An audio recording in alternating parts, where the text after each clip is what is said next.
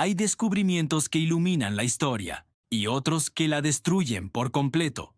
Este comenzó en el año 1901, cuando un grupo de pescadores de esponjas griegos se sumergió en las aguas azules cerca de la isla de Anticitera. Esperaban encontrar esponjas, quizás algunos tesoros antiguos, restos de naufragios olvidados por el tiempo. Lo que jamás imaginaron es que sacarían del fondo del mar un artefacto que no encajaba en ninguna época, ni en ninguna explicación lógica que conocieran.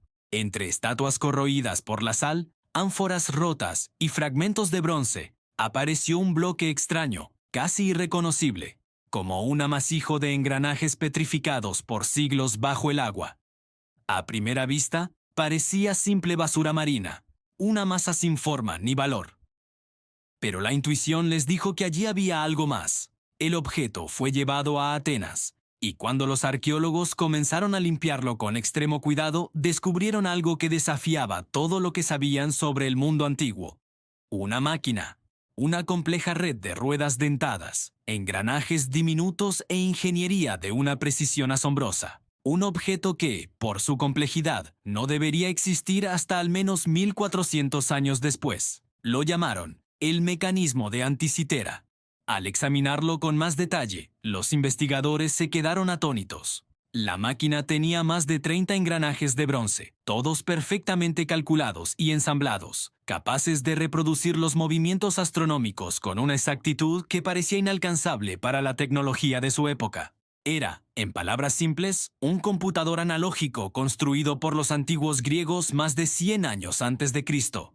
Un dispositivo extraordinario, capaz de predecir eclipses solares y lunares, simular las complejas órbitas de los cuerpos celestes, anticipar las posiciones de los planetas conocidos entonces y calcular con precisión los ciclos del calendario, incluyendo los Juegos Olímpicos. Nada parecido volvería a aparecer en Europa hasta los relojes astronómicos de la Edad Media, más de un milenio después. Pero este artefacto era del siglo II antes de Cristo. La pregunta que atormentó a los científicos durante décadas fue inevitable. ¿Quién lo construyó? ¿Y cómo? ¿Cómo pudieron fabricar engranajes tan pequeños, tan exactos, tan perfectamente ensamblados, sin acceso a la maquinaria moderna que consideramos esencial para tal proeza?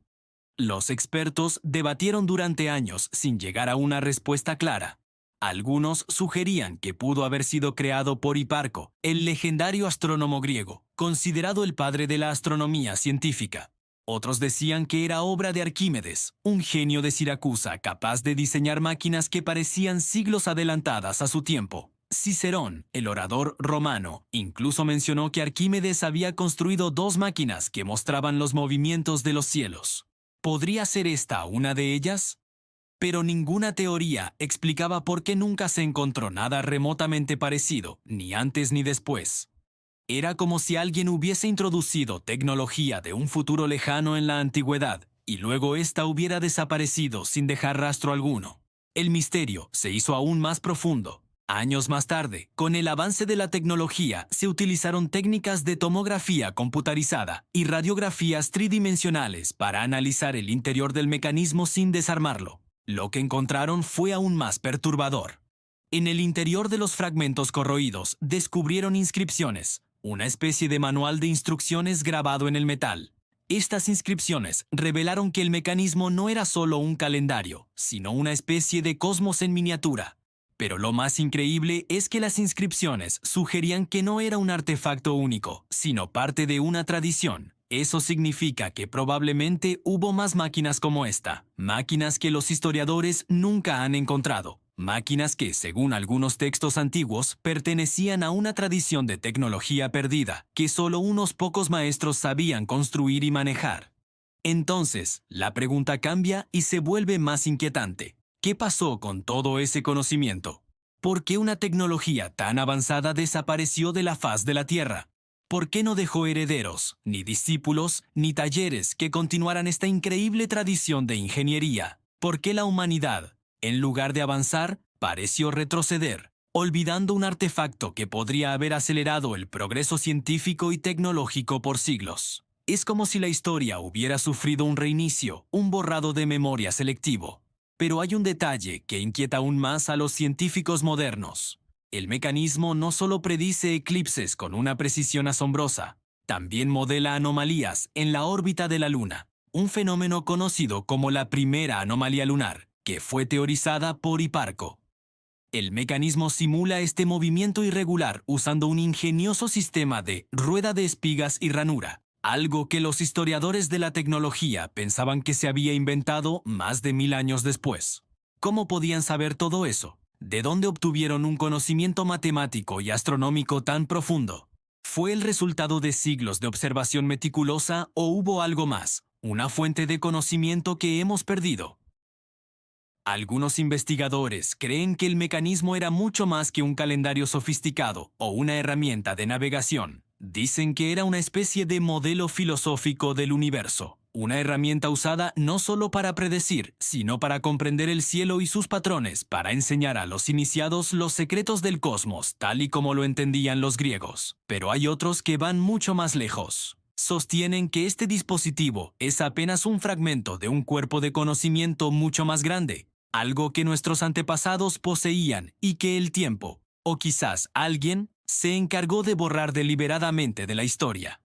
Incluso hoy, con toda nuestra tecnología de diseño y fabricación asistida por ordenador, los ingenieros modernos luchan por replicar la precisión con la que fueron tallados los diminutos dientes de sus engranajes. Es como si los artesanos que lo construyeron hubieran tenido herramientas o técnicas que simplemente no deberían existir en esa época.